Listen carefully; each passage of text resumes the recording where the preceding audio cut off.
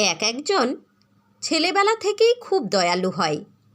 অপরের দুঃখ কষ্ট দেখলে তা দূর করার চেষ্টা করে। বিলেও সেই রকম ছিল।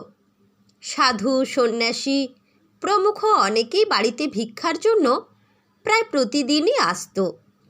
ভিখারি এলে বিলে যা সামনে পেত তাই দিয়ে দিত। জিনিসটি সস্তা কি দামি তা ভাবতই না। মা তো মহা মুশকিলে পড়লেন।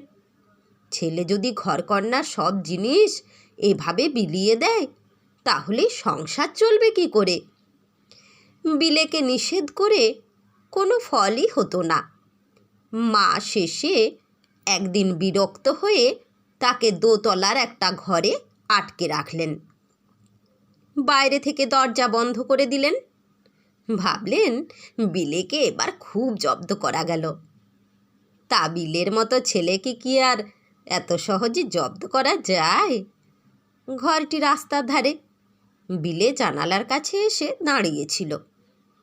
নিচে রাস্তায় একজন ভিখারি এসে ভিক্ষা চাইতেই বিলে চঞ্চল হয়ে উঠল।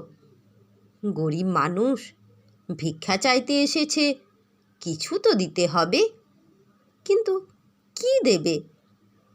ঘরের চারিদিকে চোখ বোলাতেই দেখতে পেল মায়ের কাপড়ের বাক্সে তালা দেওয়া নেই।